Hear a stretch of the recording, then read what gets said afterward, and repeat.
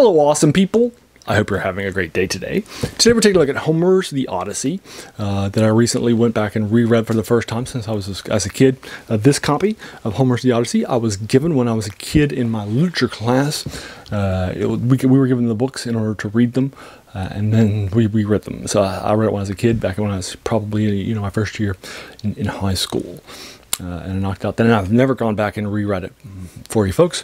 So I've gone back. I've been doing rereading some classics, or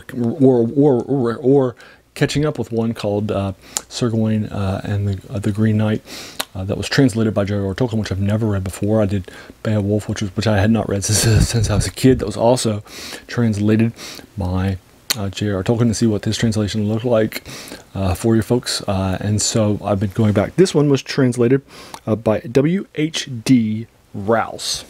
I'll try to find it for you for free online. I'm sure I'll be able to find it for you since this is an older translation. And if I can't find it by his, I'll try to find some translation for you out there for you that's free, so you don't have to spend any money on it if you haven't read it, although most people probably have. If you have read it, check it out. It's pretty cool. Some people still have not read it that I talked to. It's a part of, I think, sort of Western canon as this ancient work coming to us out of Greece for you folks. But then we haven't had, a lot of them, like my dad hasn't read it, for example. I think it's worth your time. One of the key things in here that struck me on the reread that I missed out on the first time is just how important hospitality is to this central work. And it kind of reads like the Old Testament when you go back and read it. It's about how key, especially Genesis, about how key hospitality is and how people are rewarded for how good and hospitable they are to strangers that they don't know. And this is, I think, another key work in that era, written about the same time as the Old Testament, that also has as its keynote, hospitality is rewarded. Good hospitality is rewarded, and bad hospitality is not.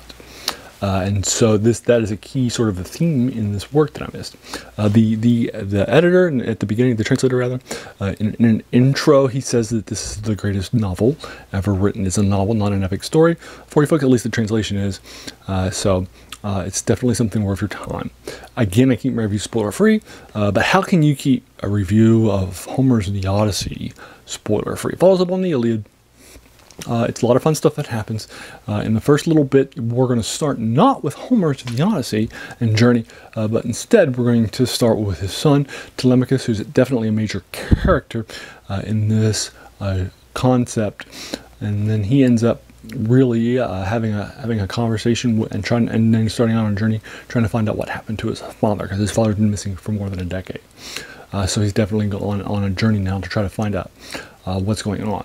So Telemachus is definitely just as much a main character. There are chapters in this that are just Telemachus, that don't even have Odysseus in there.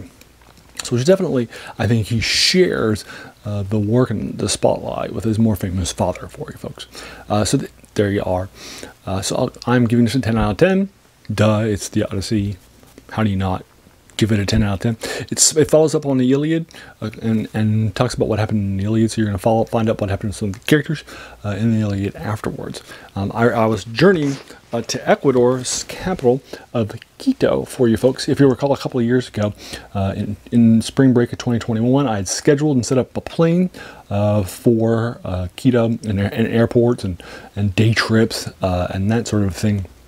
But because it was during the COVID break, you had to take a COVID test and come back that you negative without it. And then within 3 days, so 3 days ahead of time, I took it. 2 days later, the day before I left, I got back my results, but they came back inconclusive, not positive or negative, but just so, and that was just too long, too fast for me so I wasn't able, so I had to cancel my trip, and then I went to Myrtle Beach instead. But now I went there, and it was a long trip. I started at 6 a.m. in the morning. I knocked out the Argonautica, which is also the Jason and the Argonauts, a short novel about 140 pages long, written about 200 BC that I just reviewed for you folks, and it should have been published right before this. And then I had my flight from Florida to Quito, which is 4 hours long. I just finished this in the airport, and on a flight from Baltimore there, which started at 6 in the morning. My last flight left pretty late in the day. I was in the airport for 9 hours. So my flight over was 4 hours long, and I knocked out 100 pages. And if that seems slow to you, it seems slow to me too. I don't remember it being that slow, a harder read, but it is. It's about 25 pages, and it's about 300 pages long, and it took me a long time for me to knock it out. But I knocked out a third of it on the same day that I knocked out the Argonautica, and then I went went home, unpacked my stuff, and then on day 2 in keto, after we finished, I knocked out the next 100 pages with 4 hours of reading. That was definitely a lot of time. And then I did it on day 3 and of my trip, and day 2 in keto. I knocked out my last 100 pages in this, and the final of this epic novel. So I knocked it out in about 3 pages. Well, 2.5 if you count half that, so I spent part of that day reading the Jason and the Argonauts, the Argonautica. So this is kind of cool. It's definitely a lot of fun. So that's my review of it for you folks. If you enjoyed this, why not hit that subscribe button? There's going to be a lot more of these to follow.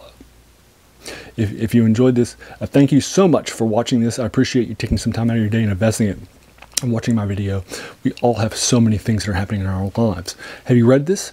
If so, what did you think about it? Or if you want to talk about spoilers below, let's do so in the comments below.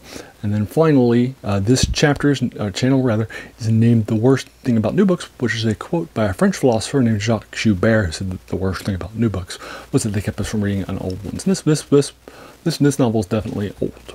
So, but it's one of the most influential novels in Western history. So there you are. That's my review of the Homer. Once again, thanks for your time.